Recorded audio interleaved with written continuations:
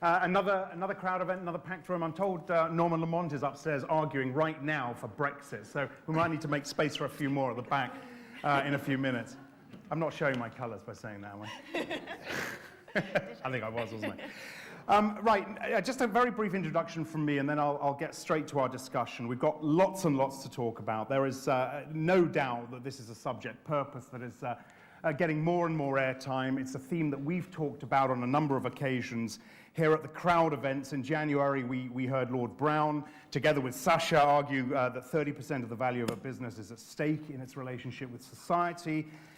More and more companies, I think most companies now list a purpose statement on their websites. And in fact, I'm going to start on that point with a question. And I don't mean this in a cynical or a skeptical way, but if you know the answer to this, raise your hand. You're thinking now, God, he started the Q&A early.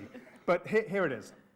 Which company back in 2013 had as its mission statement to offer attractive, safe, and environmentally sound vehicles which can compete in an increasingly tough market and set world standards in their respective class? Does anyone have an idea which company? Yeah, go ahead. No, Volkswagen. You know, and I think that says a lot, and we're going to talk a little bit about the danger of companies coming out with statements that perhaps undermine the whole push for purpose. But I guess what I'm saying here is that researching this, it's amazing how many references I came across to what's called purpose wash, rather like greenwash, when you look at this subject.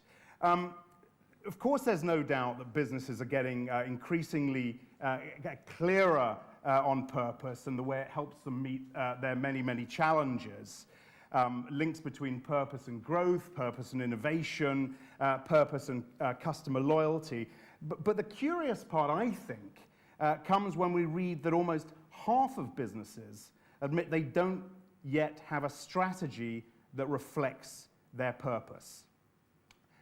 Hopefully this evening we're going to shed some light on that disconnect. We're going to look at the definition of purpose and hear from our guests what they feel that is generally and for their company. We've got two fascinating and I think it's fair to say enlightened leaders for this evening's discussion, carefully picked, I think, to represent two different perspectives or platforms from which organizations are approaching this subject. You can read full bios in the program, but let me do a very quick, brief intro. Rick Ridgeway, VP for Public Engagement, including stakeholder engagement at Patagonia, whose purpose is to make stuff with no unnecessary harm. An avid climber, surfer, filmmaker, photographer, who Rolling Stone called the real Indiana Jones. You know, I'm sure that's mentioned a lot, right? And you still let me in, so yeah, thank you. Sacha Romanovitch, who if you come to these events, you've seen before, of course, CEO of Grant Thornton UK. Sacha's been described as a new breed of connected leader. She's undertaking what she calls a purpose-led change management program. Grant Thornton's purpose is to shape a vibrant economy, and we'll talk more about that. Welcome to both of you. Let me start on the point I made about the VW quote, and that was their purpose on their website, and we all know what's happened to VW. Does something like that, and I mention a statement that perhaps undermines the whole piece, does that make it problematic for everybody involved, would you say? For all of us who are interested in purpose, yeah. By misdefining purpose, yeah. Or by not being true to your statement of what you think purpose is? Both. I mean, is that do you look at that and think, I wonder how many more out there are doing the same thing? Well, we have to define purpose. For me, it starts with acknowledging that for the purpose of our discussion here, the definition of purpose must and has to be more than just return to shareholders. Fiduciary responsibility of shareholders, but it has to include responsibility to stakeholders. Fundamentally, that's what purpose is. At our company, Patagonia, we are fortunate that we were founded that way. as you said, Axel, our mission is to make the best product, but do it causing no unnecessary harm. But the third part of that mission is to use our business success to implement solutions to the environmental crisis. And that's why we're in business. That mission is our purpose. And we were founded that way. So that makes it easier for us. But also, I think it sets us up to be an example, I think, for other businesses. And if I have any goal here with all of you here this afternoon, it's to share with you how we do that and to explain why, even though we were founded that way, even though we're a privately held company, even though, as our founder, Yvonne Chouinard says, that means we get to do whatever we want. And even though what we want to do is use our company as an agent for environmental and social justice protections, that we still, in our experience, have a lot of learnings that we're going to share with you. I hope we can get most of them out this afternoon. That I think you guys can take back and use in your own organizations. Okay.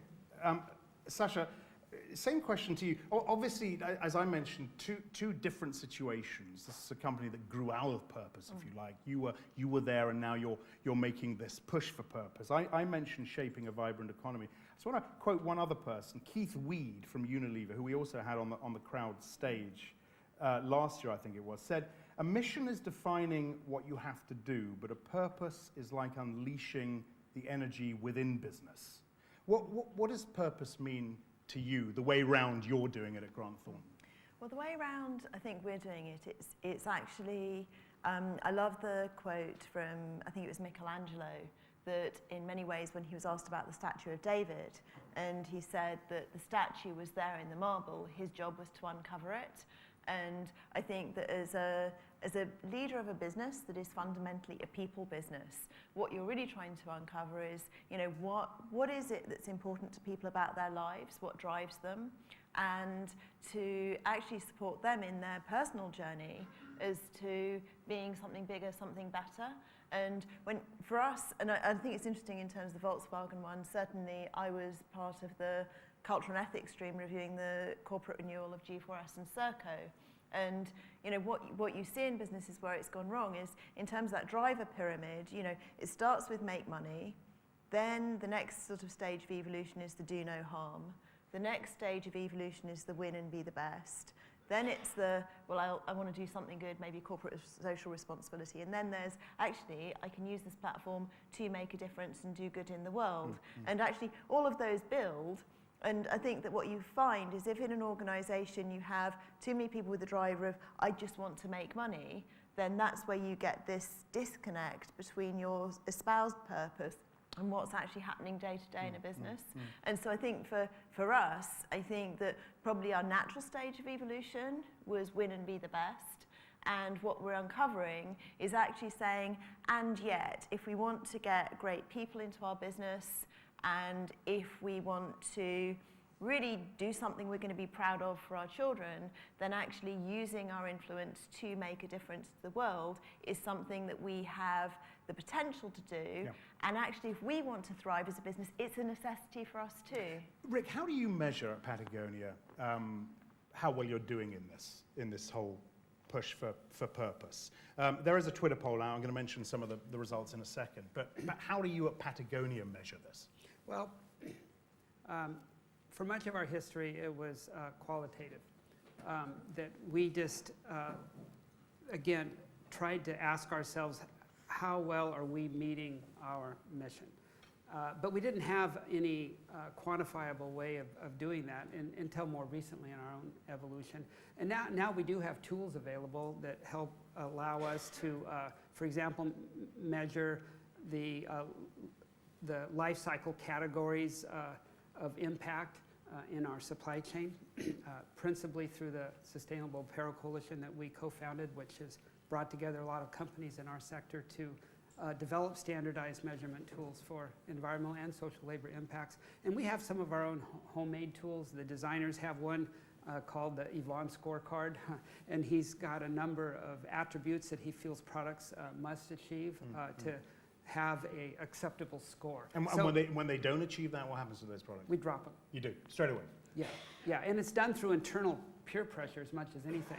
You know, if it's a 1 to 10, if it gets, you know, 7 or 6, we go, do we really want to make this thing, even if it's a good selling product? So again, management by measurement, as we all know, is pretty important.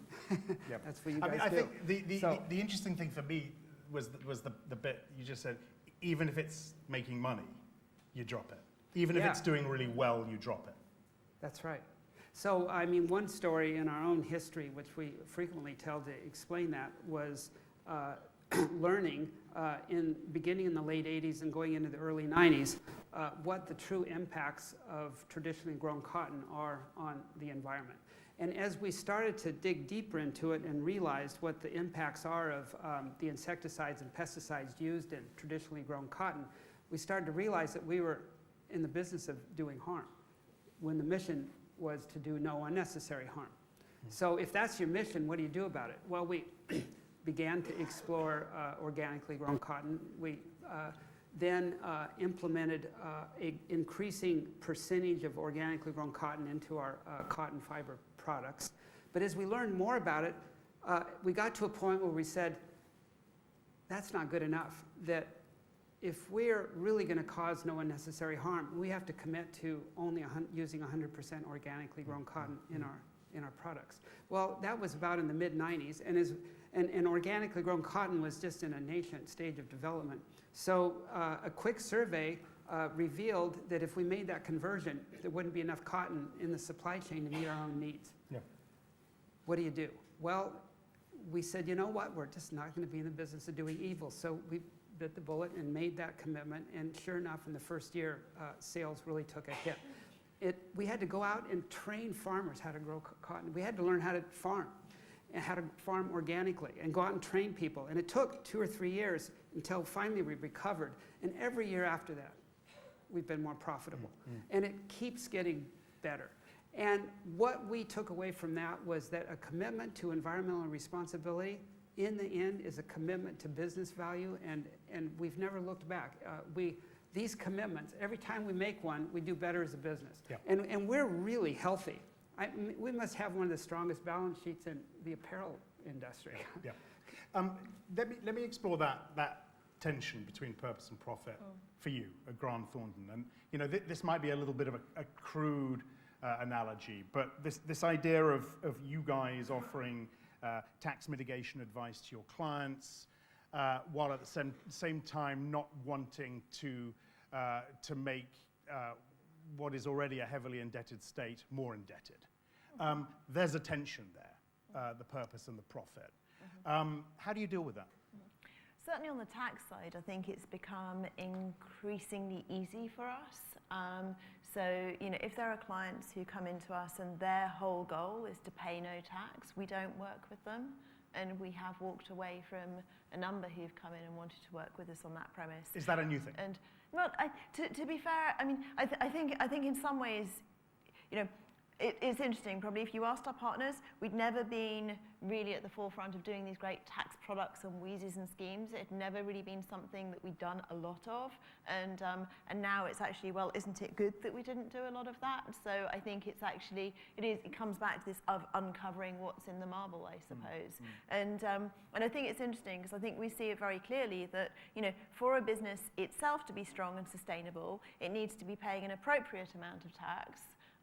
But equally, if a business is paying too much under the regime, then actually it's not going to be competitive globally, and that's unhelpful. And certainly the UK legislation is set up to enable businesses to pay enough tax, but not so much that they become uncompetitive. So I think our job is very much helping them to navigate through that, but within, you know, very clear parameters. And do you think having that standard helps you recruit?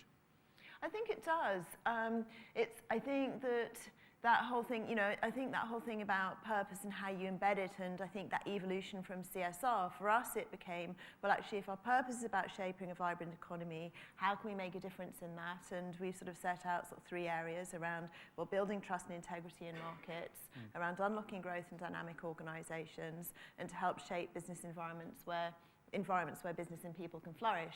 And then we sort of say, well, that's about what we do, who we work with, how we are as a business, and what we speak out on. And so you find you tend to attract people who want to be their whole selves at work, really. Yeah, yeah. Just before we come back to this Twitter poll that the crowd have been hosting, a similar question to you. I believe Patagonia is right now trying to produce this water repellent coat of some kind. So forgive me if I'm not saying this right. Yep. You but should you get are. one. They really work well. Yeah. I'd be delighted. Thank you. But you at the same time, you're having real problems trying to find the right material to do this in an environmentally in the right way for the environment. How long do you give something like that before you drop the idea, or are you going to find the answer? We'll eventually find the answer, but it is a really interesting tension that does reveal the difficulty between the first two parts of our mission statement, which is to make the best product we can, but to make it causing no unnecessary harm. And we don't say the least harm, by the way. No unnecessary harm is a double negative. If you take out the negatives, you get that you're causing harm. And that's our definition of sustainability for manufactured goods anyway. It all causes harm, hence the goal, no unnecessary harm. In the case of the what's called durable water repellent that you referred to, Axel, it's a coating on our rainwear that repels water. And traditionally that chemistry has caused environmental harm. We've managed to shift to another chemistry which is still causing environmental harm. Not as much as the replacement, but it's still causing harm. So how do we justify that? Well, we have explored replacements that really do reduce the environmental impacts almost entirely, but they don't result in the best product. So how do you resolve that tension? Well, again, we have to try to put numbers on it as much as we can. If we use the coating that causes really no environmental harm, the lifetime of that jacket's 1 to 2 years. And then it starts leaking. People have to throw it away. They have to get another one. So then we try to figure out what the environmental impact of that is against using the chemistry that's a little more harmful but extends the life of that jacket to 5 and more years, 6, 7, 8. And then when you do the life cycle assessment analysis of that, and again, try to quantify it, you find out that using the chemistry that causes a little bit more harm is actually less harmful than using the chemistry that doesn't have any harm because of the need for the people to replace the jacket. So again, we continue to use that treatment that has more harm, but for that reason. So that's an interesting thing to have to dig into until you really feel like you've dug down and answered all your questions sufficiently to know that you're making the right decision. Certainly not an easy thing. So meanwhile, we're still causing environmental harm. So now we've invested in a Swiss-based company that is developing a new technology that really will solve this from terms of durability and quality and no environmental impact. So we're going to get there. Okay. And we're going to get it through an investment fund that we created to try to find solutions like this in our supply chain. Okay. To this Twitter poll, the question was, where's the strongest return from purpose when we're looking at the business case for purpose? And it was employee engagement was there, innovation was there, growth was there, and 63% talked about employee engagement. Making it, I guess, making the people who you employ feel happy to work for you and want to continue working for you. Would you say that poll's got it right? Yeah, but I would say you've left out a bunch of them. Like what? Which are the other important ones? Well, you've probably got 1 or 2 of what are 6 or 7 of them altogether. And what I'm talking about are the benefits that I think any organization gets, including every single one in the room here that you guys represent, that you get from making these commitments to sustainability. But recruitment and retention of employees is absolutely up there, and it may very well be the top one. At our company, we, for every job opening, have somewhere between 300 and 1,200 applicants. We get to pick absolutely the best and brightest globally, coming out of all the business schools or the workforce. We can poach them from other companies. So that's a big, big benefit. But there are many other ones. Certainly cost savings in your supply chain is a big one. We all know about that. That's one of the lowest hanging fruits. I think you maybe had something else in your Twitter poll about risk. management, and that's absolutely a big one. The flip side of risk management is brand reward. I think that's an enormous one. That just look at the leaders in sustainability. Look at Unilever and the glow that they're enjoying globally from those sustainability commitments that they're making. And since Paul Pullman took over that company, their stock value has gone up 160%. And stock value is absolutely another one, because the fund managers that are out there doing their risk assessments are using these sustainability screens increasingly, as probably most of you in the room know. Getting ahead of policy is a big one. We are all going to have to manage our businesses for the inevitability of globally increased pricing on our externalities with things like carbon taxes. The more you can manage these things in advance, the more you'll be at a competitive advantage when those policies come online. And then at the end of the day, building your company up in alignment with customer demands for products from companies that are managed to the triple bottom line is an increasingly important benefit from these commitments. Sacha, same question to you on the poll results. I think it was Harvard University survey, 51% of millennials don't support capitalism. How has your hiring changed, and the sort of candidate that you see coming to Grant Thornton changed since you have gone on this big purpose drive? I guess I'd echo Rick's point that we're attracting actually a lot more people and clients who want to work with businesses who care about this stuff. So just on a very basic level, I think the motivation of people applying, we're probably getting more people who are choosing to work with a company of a certain sort versus people who want to come to an organisation that's known for good training to be a chartered accountant. And so, you know, that alignment of why you want to work somewhere, I think really matters. I think in terms of the benefits, you know, when I started on this journey, actually, one of my first inspirations, and I expect many people in the room will have read it, was Michael Porter's paper on creating shared value. And that for me was a real standout of, you know, really going back to when I first took a board role at Grant Thornton was back in 2008. It was just, you know, it's right at the heart of the financial crisis. I'd taken on the role of people and culture. I had all these things I wanted to do to develop and change people. And suddenly I was there, 11 o'clock at night, actually having to oversee the firm's first full firm-wide restructuring to lose 400 people. And for me, that was well, actually, at the moment, we're operating in a way that we're operating within the economy, and I never wanted to be in that position again. I wanted to be in a position of, well, how could we switch it and shape the economy instead? And that leads you into a very different place to say, well, actually, certainly for our purpose, of saying, well, how do we shape a vibrant economy? And what are the choices that we can make that actually can help our clients to be more sustainable, help our business to be more sustainable, help our communities to be more sustainable? You know, my hope is that I'm never sitting there at 11 o'clock at night speaking to partners saying, what am I going to do? I'm going to have to let good people go. And, you know, I am an optimist. My mother thinks I'm the most ridiculous optimist in the world. But I'd rather aspire to something that's difficult and fall slightly short than set a lower standard and achieve it. So that's the goal, I guess, I have. Let's talk about innovation as well, and whether purpose can help you innovate better and more effectively, and whether it'll help you bring out, and for Patagonia, I think we know the answer to this, but I'd like to get your opinion anyway, but how it can help you, Grant Thornton, bring out better products as a result of innovation, as a result of following this path. Yeah. I think that what purpose does, it actually helps you fix your horizon on the slightly longer term.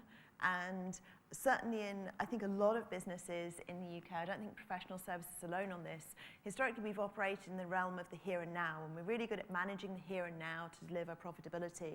But actually to deliver, you know, if you've got a purpose about how am I going to shape a vibrant economy, actually you have to be thinking about the near-term future and actually the long-term future as well, as to what is going to be important and what matters. And so instantly you move out into the realm of the entrepreneur and the visionary, and you start to think of much more innovative things that you can actually do to create value for clients, and start to think about different ways in which you're going to need to develop your people to anticipate that in the future. So I think it does make people a lot more innovative and more focused in that innovation, because your test is always, is it going to help drive a vibrant economy? If not, why are we doing it? Put you on the spot a little bit. Could you give us an example of something, a product that might have come out of this?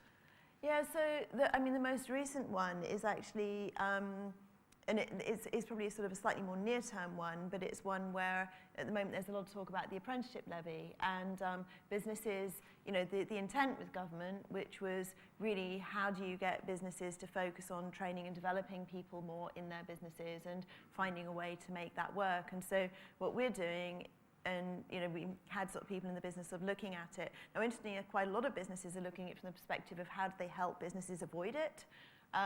Whereas we thought actually the important thing was how do we help businesses actually make sure they're driving value from it and driving the intent behind it. And so that has led to creating communities of businesses who are working on that together to share and learn together, with us convening and enabling them to do it. So it leads you down a different path, if that makes sense. Rick, I'm interested to get your thoughts on innovation. I'm just sitting here thinking about that, Axel. And I was going to answer with the obvious one about, in our business, materials are probably the area where we can be most innovative, and especially when we develop in preferred, environmentally preferred materials. But I already talked about that a little bit. But what just popped into my head is that at Patagonia, we've also been in the forefront of developing a business model that integrates with our workforce their work life and their family life, their personal life and their work life. We've tried to figure out how we can bring those things together as seamlessly as possible. And I was just thinking, well, that's kind of an innovation. It's a business model innovation. And we've really been good at that. One of the first things we did when my wife and my oldest daughter, she had to start bringing her to work in the early 80s, and the kid was a whaler and disrupting the whole scene there. And my wife used to have... So did I. Raise your hands if you've had a whaling baby. And so the owner, Yvonne's wife, got a trailer and parked it outside the building, and then hired a babysitter so she could babysit the daughter. And then my wife had a place to go breastfeed her. And then that trailer filled up, and much more kids came in, more workers had babies.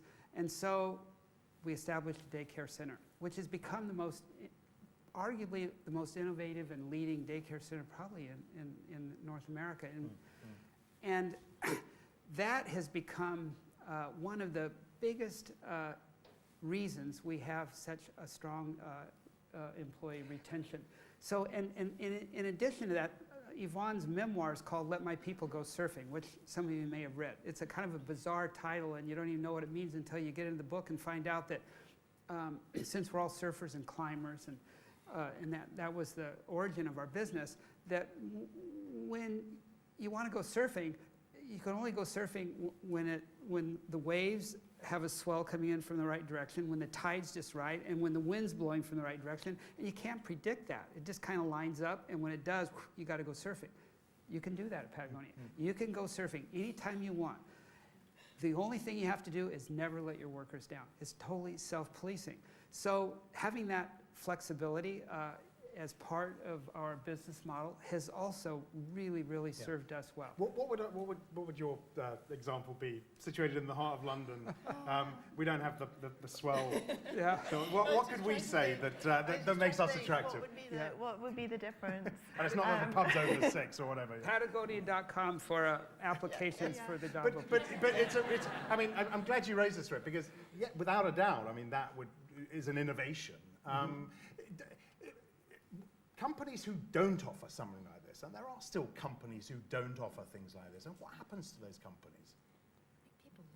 People leave, people don't join. I think it's interesting because I think it ties into lots of wider things as well. I get asked a lot about women in business, and one of the things that I think that, and again, I think it's why purpose is important, is that particularly when women have children, there is a choice as to whether you follow the societal paradigm, which tends to be that, you know, you either accept a lesser career choice or you don't return to work, which is the societal paradigm that we still live in, or you choose to come back into the workplace. And I think it's, I don't think there have been any studies done on it yet, but I would find it really interesting to do it, because my assumption would be that if there is a business that's got a clear purpose and you think, actually, yes, this aligns with what is important to me personally in the world that I want to leave my children, my guess would be those businesses would be more attractive to people breaking out of the societal paradigm and coming back. Now, that is complete surmise, and if there are any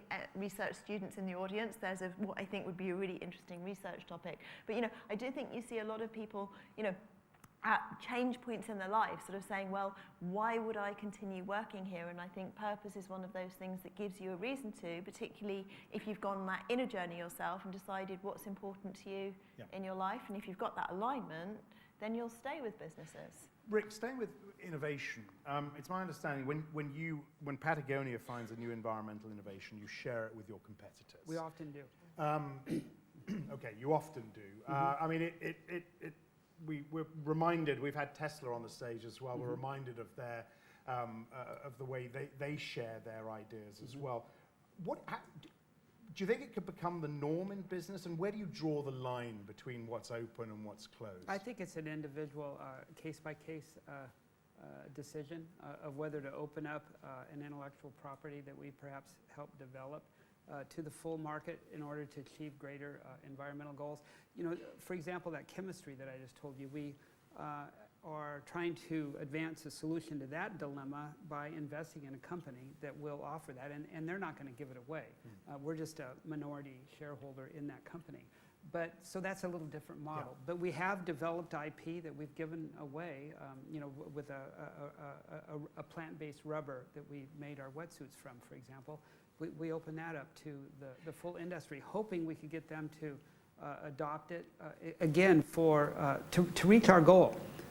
Yeah. Remember, the last part of the mission is use business to implement solutions to the environmental crisis. So we always asking ourselves, how do we manage our business to reach that mission, that self-imposed mission?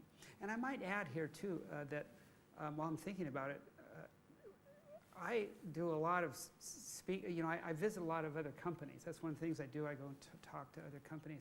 I've never ran into a single company yet that manages its business to its mission statement like Patagonia does. And it's an interesting thing to consider in your own organizations. I suspect most of you have mission statements, but how many of you really use that to guide your daily and your weekly, short-term, long-term decisions? And at our company, every single person knows the mission. Everybody uses it almost daily to help them guide. We have a very horizontal culture. It's not top-down at all, but in some ways it's because it doesn't have to be. It's kind of like a Buddhist. You know, if you know you're going to come back as a bug, then you behave differently. And when you have this mission that everybody knows, then it's self-policing in a way. You don't need a vertical structure. Why though, Rick, do you see so many companies and meet with so many companies who don't operate like that? Is it because they have mission statements that are unrealistic in the first place, and or they're striving for something which they cannot achieve? Or maybe they don't believe in them as thoroughly as they should, or maybe they're not the right mission, or maybe the mission reflects a purpose that's contrary to the way that people are really trying to manage the company.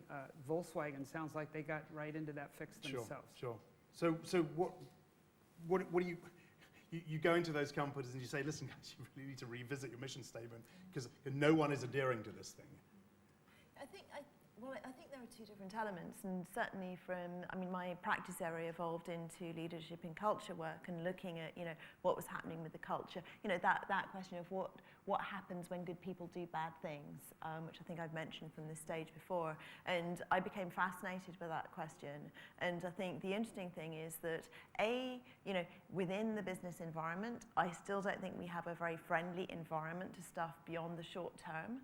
And so, that's why I think businesses that are in the more traditional financial services space have a responsibility. You can either say, oh, that's just how it is, and it's short term and you just got to live with it. Or you can say, well, actually that's not okay because that's not helping good things to happen in business more broadly, and to actually help us create a vibrant economy in the future. And so I think that's where, for me, you get into this, right, what can you do to influence and change the environment that you're operating within? And also to really question, what is people's personal drivers? And, we're much earlier days on the purpose journey than Patagonia are.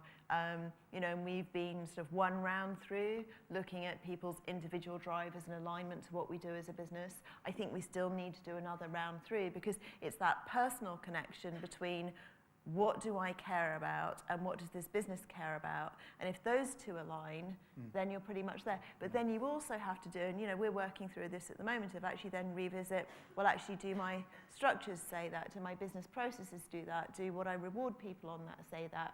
Because as you're going through that shift in business, if you're saying, well, this matters, if I'm saying this stuff matters and people's day-to-day experiences, well, she might be saying that, but that's not what it feels like on the ground. Then they're going to, in that change, they may think, well, actually, I'll be more successful if I keep doing this stuff. And certainly, I think we're experiencing those tensions as a business as we go through that change. Yeah. And I think that that's where, having that realism, having that patience, actually letting people know that, well, okay, we're not perfect, but actually we're really going to keep working on this and paying attention and listening. You have to be really tenacious about it. But purpose wash, as I mentioned at the beginning, is a real thing, right? Yeah. Absolutely. Yeah. Look at Volkswagen. That was a great example. Right. Taking it to the other extreme, Rick. I wonder whether Patagonia sometimes has an issue with growth. I wonder whether there are people in your company who are so set on this conservation and sustainability that they would, in order to achieve that, they'd be happy to see the business shrink. Yeah, it's a real dilemma, isn't it? There was I want to say it was 40. Are there those people in your company? Oh yeah, I want to say about 4 years ago, maybe 5 now, was one of our CEO, Rose. Yeah. Who Sacha has talked to on the phone. So, she had just come into the company. She was the COO at the time. She got hired in as the CFO, and then was promoted to CEO, where she is now.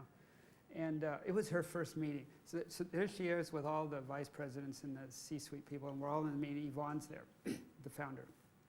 And we're all going through, we all have a little time to just share with our colleagues how our parts of the business is going. So the marketing guy gets up, hadn't been there too long. He's not there now, by the way. And he goes through this holiday catalog. And it looks fabulous. Our catalogs, for those of you who haven't seen one, they're pretty grand. They're really beautiful.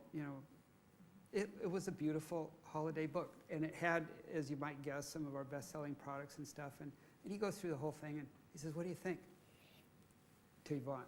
And Yvonne's sitting there, and he says, I think you're trying to sell a lot of shit to a lot of people that don't need it. So the guy goes, what do you do with that? Well, what do you do with it? Well, it's a dilemma at our company because of the mission. And I think we have a pretty good understanding of what is behind the, I was trying to get away from having to bring this up because it's such a bummer. But, let me back up just a notch and say that at the highest level at our company, we really do realize that at the end of the day, the key performance indicators, the KPIs for our business, and they should be the KPIs for everybody in the room here, at the end of the day, it is all the indicators of the health of our planet. Our mentor in business was the founder of the modern American environmental movement, David Brower. And he famously said that, there is no business on a dead planet. So we really pay attention to those things, and as everybody in the room here knows, they're all going south. Just pick any of them: deforestation, desertification, ocean acidification, freshwater eutrophication, global temperatures, biodiversity. They're all tanking. So as we really study this problem, we realize that truly what's behind it is the increase of the world's population and more than anything, the increase in the population's growing affluence on an annual compounded basis. That's why the millennials are saying they don't believe in capitalism. Yeah. That is exactly why they're saying so. So what are you going to do about that?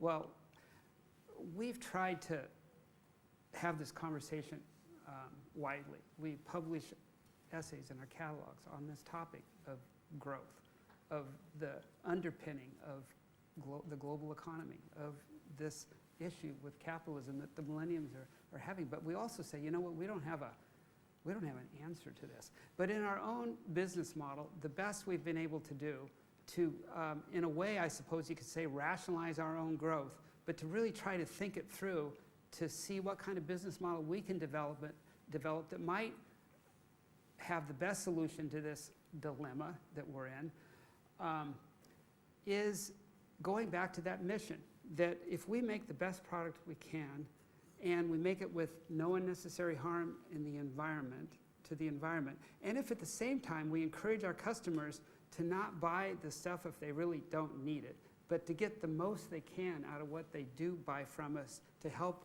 them repair it if it's broken, to help them put it in the hands of somebody else that can use it if it's lingering in their closet, to bring it back to us when it's truly worn out, so that using best technologies we can recycle it. That if we do those things, maybe we're creating more solutions than we are problems as a business with that business model. All right, with that in mind, So- when you came up, Rick, with the Don't Buy This Jacket campaign, did you Yeah. have that in mind? Or did you somewhere think, this thing's going to sell bloody well? You know, when we launched that ad, Advertising Age, which some of you may know that the premier North American advertising magazine, it came out with this editorial that said, the most brilliant use of reverse psychology in the history of advertising. And they didn't believe us. They didn't believe that we were serious about the message under that headline.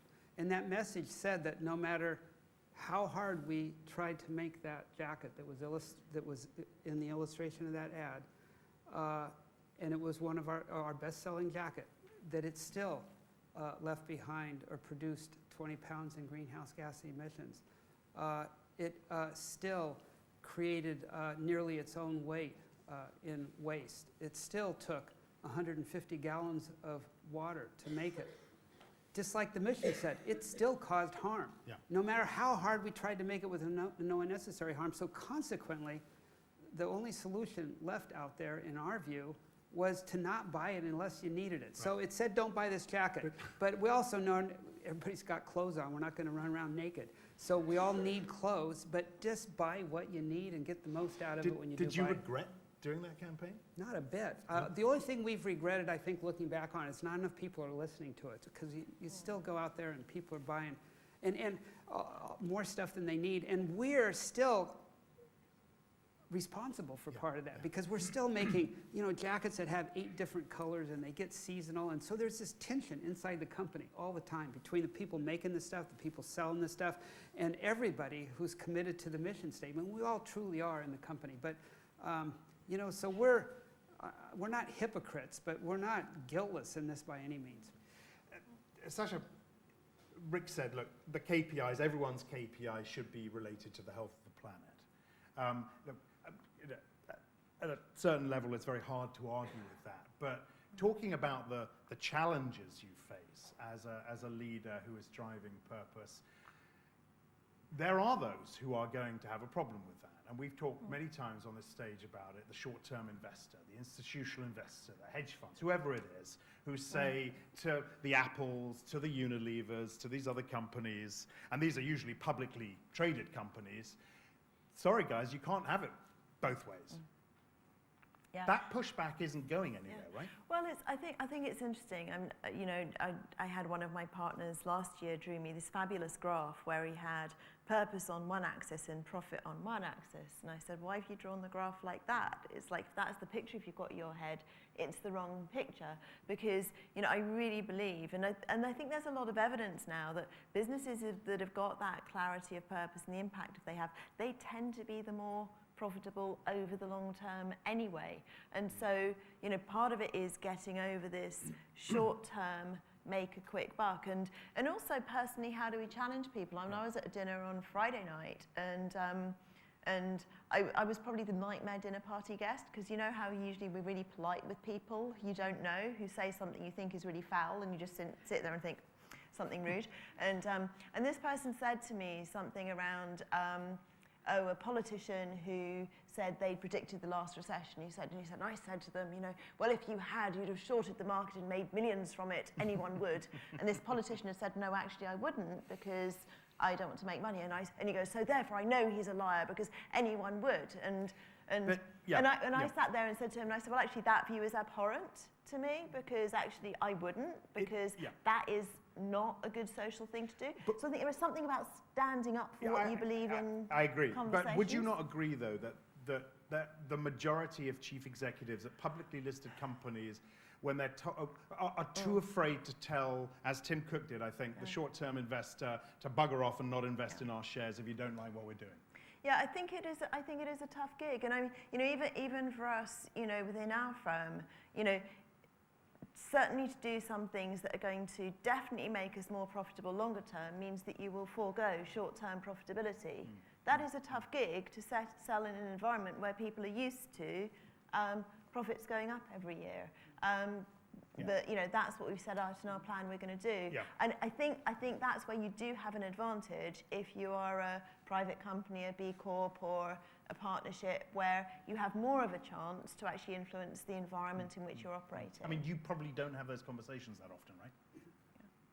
At Patagonia. Yeah. Well, certainly not regarding our share value, because we're privately held, right. So we don't have to think about that. But I did mentioned earlier, as you recall, that the extent to which fund managers are using sustainability to screen their bets is increasing. And I also mentioned, as you may recall, that we had created this coalition of apparel companies that have developed sustainability measurement tools. We got a whole toolbox full of them, and we just 4 weeks ago had our annual all-member meeting in Copenhagen. And our keynote speaker was the over-manager of the Norwegian Sovereign Wealth Fund, the fellow who manages all the fund managers in the world's biggest equity fund in the world. And he said at this meeting that he's picked up what we're doing. He and all of his teams are using our tools to screen all footwear and apparel investments that they make, that they're going to convene a meeting of the other sovereign wealth fund managers in the world and introduce our tools to them and suggest they do the same thing. So a very specific case of how an influential fund manager is screening for sustainability, and he said he's doing that in all sectors. He and his team manage somewhere between 1% and 2% of all the stocks on planet Earth. It's happening. Yeah. It's happening right now, and that is one of the key drivers that all of you can take back to your own organizations and make sure everybody in your companies understands that, because that is one of the key business values in making these commitments. But at the end of the day, Rick and Sacha, when we did an event on the SDGs and corporate backing for that, and I don't know if people left feeling that optimistic about where corporates were. What's it going to take to gain some critical mass? Is it going to take a whole new generation of leaders to really make this happen? Yeah, I think it does take leaders to speak out and talk about it and talk about why it matters. I think it takes building the business case to show that actually living your purpose can also make you profitable. I mean, if Sue Gerard from Unilever was here, what's great is she, Unilever, from Paul being very visionary about something, but probably a lot of people thinking he was a bit wacko, certainly when he was first appointed and talking, I know they tried to hide him from talking to people, but now they've actually started to get the actual evidence that their brands that are actually really more sustainable and more purposeful are also the ones that are actually more profitable. And so I think that when you can start to really prove the business case, then it becomes easier to take traction. I apologize because I sound like I'm sort of banging this drum, and I just wonder how many more events like this one we're going to go through before we can sit here on the stage and actually say it's really, really gaining critical mass now, and this is really happening for publicly listed companies as well, Rick. Mainly publicly listed companies. none of us, I think, have a sufficiently clear crystal ball to be able to say just when it's going to tip. But my sense is that it's doing that right now. I'm thinking back to a conference I was in 2 years ago, not quite a year and a half ago, in Sun Valley, Idaho. And some of you may know about this, but every year in Sun Valley, the world's business leaders get together, and it's kind of they don't talk about it. It's sort of a quiet thing, and they're all there. I mean, truly, all the guys running the biggest companies in the world are there. And I gave a sustainability, they'd invited me even for some reason to give a sustainability talk because I hadn't really considered this too much before. And Michael Bloomberg, who was still mayor of New York at the time, was kind of facilitating. And you know, I mean, the front row of this meeting, there was Bill Gates, and there was Rupert Murdoch, and there was Warren Buffett, and there was Sergey Brin, and there was Mark Zuckerberg, and that's just the front row. So Bloomberg gets up and says, you know, you guys all got to be thinking about this, because I know some of you are already. And I was just talking to Rupert, and he's telling me that they got to green the News Corporation. And he says, because it's the only way they can hire young people. He says, do you think he's doing that because he's greening himself? No. Okay, let me ask It's you the this only way question. he's going to. So if it's starting to tip in those guys, that you get a sense that the change is starting to happen right now. Let me ask you this question. How many banking CEOs and financial services CEOs were in that audience? I mean, most of the ones you mentioned were California, West Coast, tech companies. Yeah, I can name one though. Not necessarily in your audience. Well, Buffett was there, and he's got a lot of Yeah, influence in it. and Sakanos Bear at Hermes is very much in that space. So I think there are people stepping into that space now. There was an interesting tweet up there in terms of this. Okay, so we're all agreed on purpose, but how do you actually embed it? And I don't know. Am I allowed to pick up on that one? Sorry, I'm being annoying, aren't I? But I'm sort of keeping half an eye on the tweets coming through. And I think it's a really good question, because there was an earlier tweet about, you know, how do you retrofit it into an organisation? I think those two are really important ones. I think that what we've learned in terms of the how you embed it is, firstly, create space for people to actually think about, well, what am I on this planet for? And to actually allow that conversation to happen in a business context, which doesn't always happen. And certainly that's something, last summer we had over 2,500 people face to face starting to discuss that and think about how our strategy could come to life. But I think it's a conversation you have to keep going. It's like that uncovering your soul sort of thing. It takes a while. The other is actually making sure that your strategy is really based around it. So, you know, historically our strategy was very much on a win and be the best strategy. And instead, for our whole strategic review, and if anyone wants a copy, it's on the website, we made it transparent for everybody, but it was actually set around, right, if we want to be of a shape a vibrant economy, and these are the areas we can do it, well, and these are who we want to work with, what we want to do, etc. Therefore, these are the investment areas to let us deliver on our purpose. And that's a fundamentally different way to how we've planned in business before, and it's let us be much more focused towards delivering purpose and embedding it in that way. And then I think it's the continuing that, reviewing everything that you do to therefore say, is this aligned with it? Is this aligned with it? Is this aligned with it? You know, and that's, yeah, so that's just happening across the business. But you have to really have it has to be at the strategic table. Yeah. It can't. Does that need to be a dedicated role on the board for this? The chief purpose officer? I think that's a CEO's job. Yeah, but will CEOs not push back and say, look, I actually haven't got time to do that solely? Actually have someone dedicated to doing that? Because it sounds like a pretty full-time job to me. Yeah, I think that you need certainly, we have spent quite a bit of time on away days with us as a team, actually working through the personal drivers on the purpose grid. Where are we? How do we therefore behave in line with our purpose? It's a regular question around our table. And the only thing that I'm looking at is having someone who can call us on, you know, in terms of how we're feeling and talking about it and what's happening in the organisation, to say, well, you know, is there a gap? And if there is, are we paying attention to it and not letting the narrative get further ahead than the reality of the situation? So that's the role that we've put in place, just help us on that. Because, you know, if you're passionate about it, you believe it, don't you? You know, selfishly, I could go on for at least another hour with my own questions, but I'm very wary of the time, and I want to hand it to the audience for a few of your questions now for anyone. There's a mic around somewhere. Yep, there's. Hi, so thank you all for that really invigorating and at times very surprising discussion. My question is actually for you, Rick. It's around the fact that in 2014, Patagonia famously dissolved their sustainability department. And I was wondering how 2 years on that's looking for you, and whether as a privately held company, you actually see that working for bigger, often publicly held organizations. Yeah, for me personally, it's working really well because I no longer have any reports. I don't have to write any performance evaluations, and I don't have to manage anybody. So I couldn't be happier. I oversaw the sustainability department for years, the environmental initiatives area. And you're right, and it's interesting that you're following us that carefully. But we did a couple years ago dissolve that department and move everybody into the various areas of the business where they had most direct influence and embedded them. It's exactly what we did.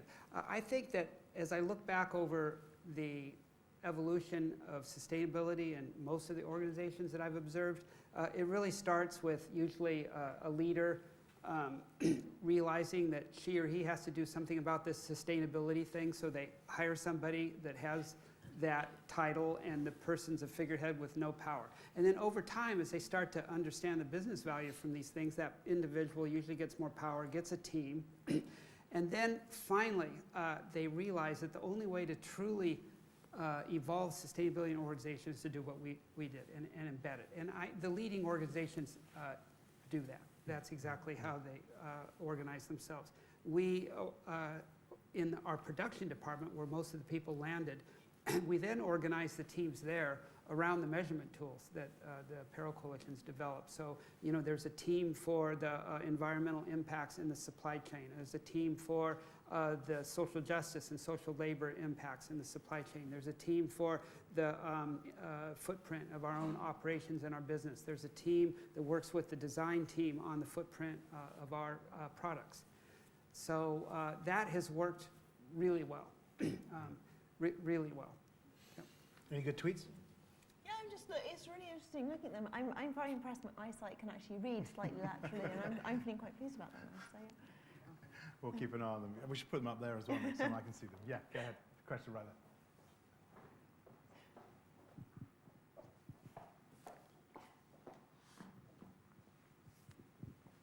It's a question to Rick again. In terms of the tools you've been talking about, I work at SSE and we've been looking at tools and measuring impacts. When you look at the numbers, are you looking at absolute numbers? So do you need a pounds and pence value, or is ranges good enough? Yeah, we're starting to look at some absolute values, and some of the numbers that we're getting are qualitative still. You know, even some of them are derived from yes/no questions regarding processes and policies. But increasingly, and this is tough for a company of our size because we're not that big, that we are trying to pull more and more of those hard numbers out, especially out of our supply chain. And big companies, of course, are doing a pretty good job at that. But we all need to do a better job of getting those hard numbers out of the supply chain. For a consumer goods company like ours, as most of you probably know, really 80% of any product's impacts, probably a little north of that, are in the supply chain. You know, the other 20% are in the company's operations, in transportation, in packaging. But those impacts are minimal compared to what the supply chain impacts are. So getting more data out of the supply chain is an ongoing task. And there's some interesting developments going on there. To me, the most interesting one of all is policy being implemented in China right now as we speak that is requiring the installation of tamper-proof sensors in apparel, footwear, and electronics factories. And they're going in right now, and they're scaling very quickly. The data from those sensors that measure things like greenhouse gas emissions, water toxic discharge, are going into a centralized database in a government-managed database in China. And that, very interestingly, all that data is available right now and transparently available to anybody in the world, including Chinese citizens. So now a Chinese citizen can log on and see what the discharges are in the factory right behind their house. And it's super interesting that the Chinese government is not only allowing that, but actually requiring it. So now that database is available to companies like ours, and we're trying to figure out how to integrate that data into the ones that we're developing already with the Apparel Coalition. So that hard data is starting to become more and more available. It is fascinating to think about how transparent data like that can really be yet another driver for the kinds of changes that we're all looking for in this room. And be yet another argument that all of you can make for sustainability commitments in your companies. Because you know what? It's very, very soon there's going to be no place to hide. Okay. Yeah, lots of questions. You know what, let me just take, actually we've only got one working microphone, haven't we? So, okay, we'll come here, and we'll come there, and then we'll come here. Hi, Adam Woodhall from Ethical Performance magazine. Some fabulous examples there, both anecdotal and then also talking about the kind of how financially it's helping your organizations. Have you got any non-financial KPIs within the organizations which have demonstrated how this has been of value to you in some way? I guess a really simple non-financial one is actually in terms of our people.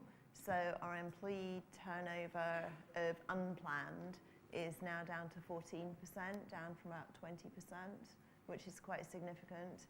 And also in terms of our applications to hire rate, that's increased significantly as well.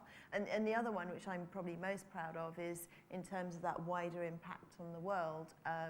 We now have 20% of our trainees coming in this year will be people who wouldn't have previously met our criteria and actually coming from a much wider social background.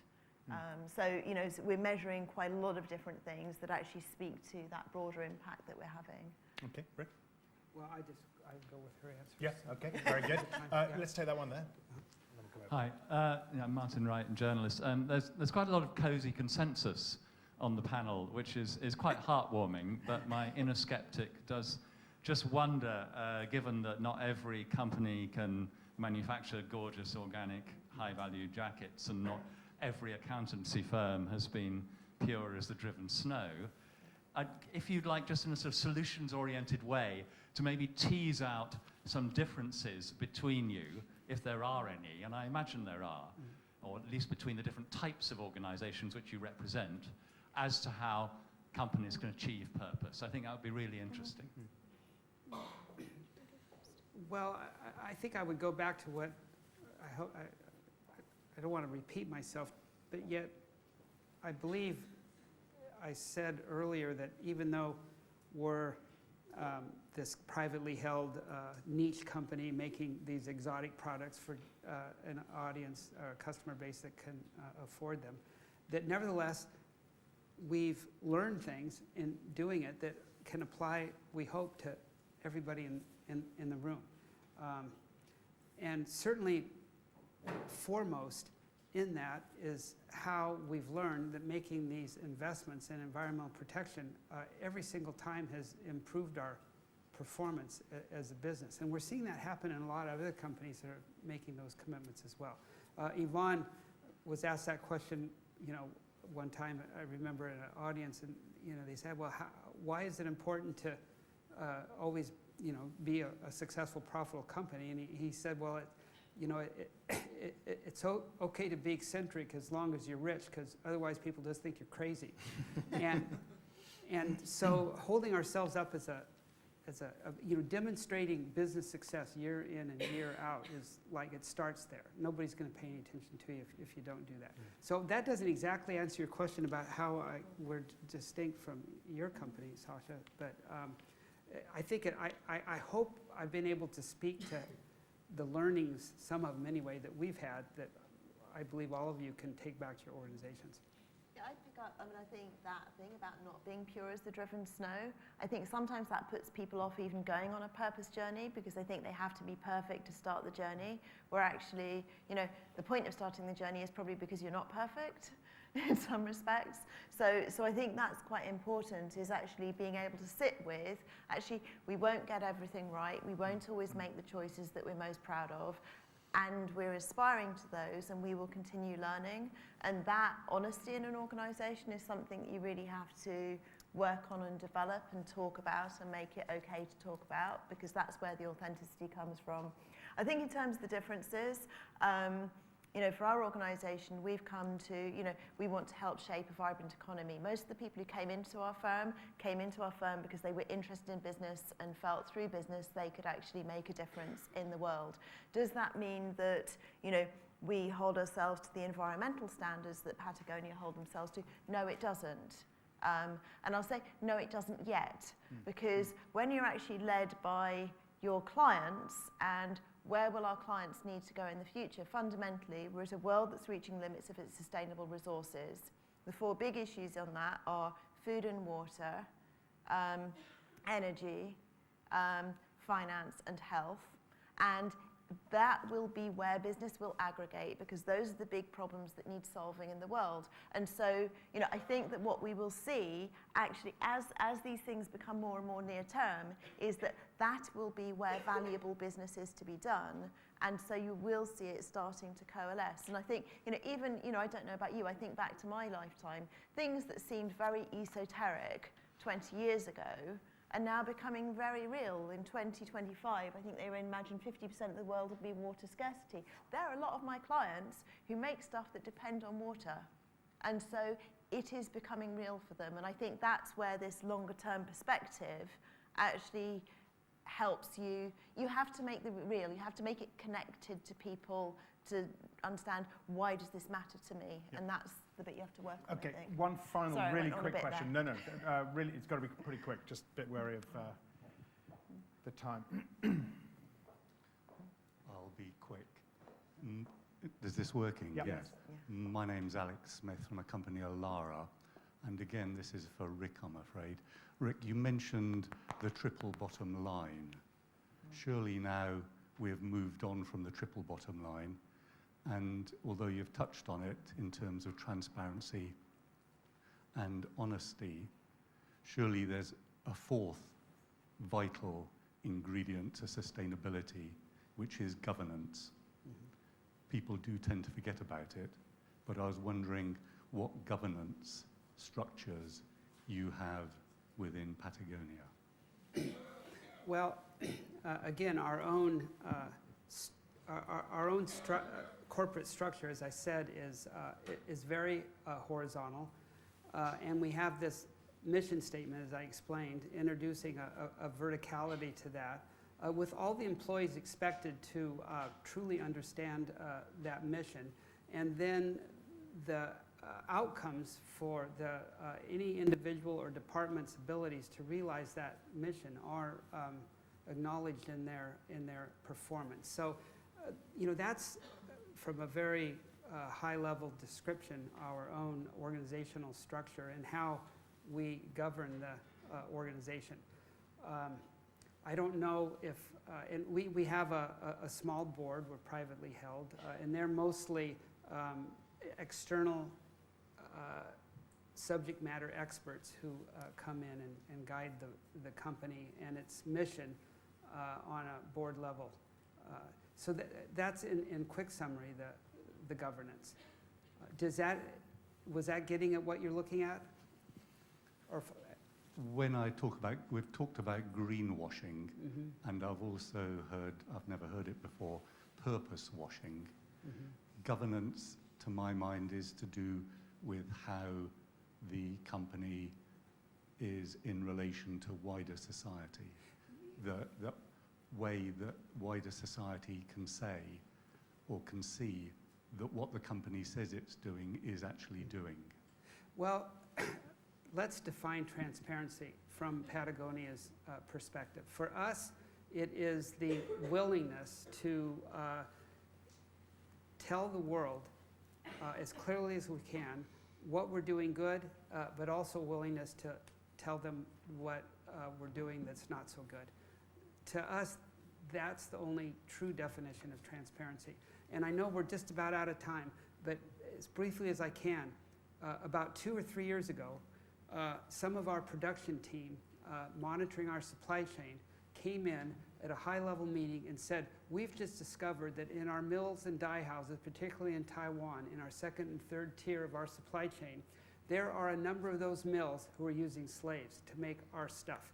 They are indentured servants. Their passports are confiscated. When they arrive from other places in South Asia, they have to work off the investment in their transportation before they can get their passports back. It takes 4 to 5 years. What are we going to do about it?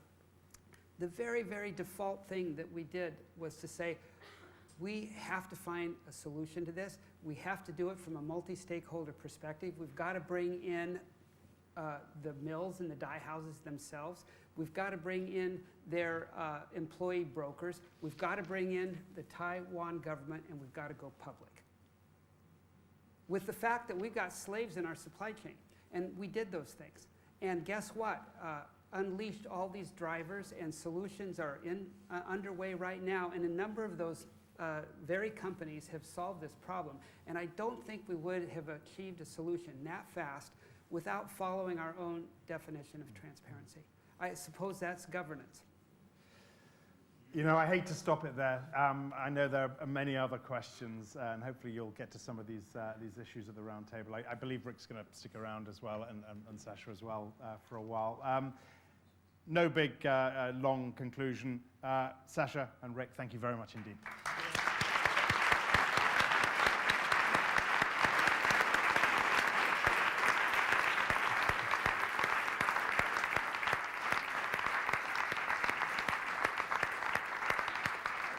That's a long applause. It was such a treat to research this event and actually look into the minds of you two, and it absolutely has lived up to it on stage. I can safely say I don't think we've ever had a company whose mission is so aligned with its activities as Patagonia. I'd venture to say we may not for some time still to come. So well, let's hope you're wrong. Well, I hope I am wrong. But you are in an extraordinary space, and you know, Sacha to come on in a very still quite an early stage of a change management program around purpose. I think it's very exciting, and we will certainly be watching you in the years to come. I think the takeaway for me is this unfolding business case for purpose and all the different benefits that are coming off it. Clearly, employee engagement, the ability to hire and retain talent is important for you guys, also borne out on the Twitter poll. So I think it's really about connecting it back, and those who understand it seem to find it very obvious, but those who don't understand it seem to find it left field. And I thought Rick's illustration of the "don't buy this jacket" story, which was born out of purpose, but then Advertising Age gave you an award for left field advertising. And it's like, it's like the car companies looking at Tesla going, how the hell did they get 300,000 cars ordered in a week when they launched the Model 3? And when you understand it, this is pretty obvious stuff. But still to a lot of people, and I think to Martin's point, there are still a lot of skeptics out there. But that's all opportunity, really, isn't it? So look, it was a terrific session. I've got just a couple of other thank yous.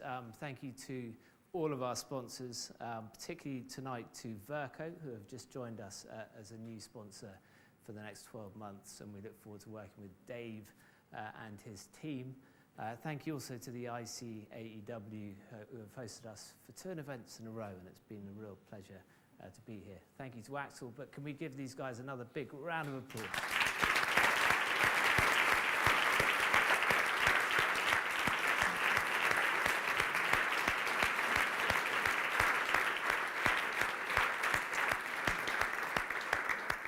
And without further ado, we go to our roundtables.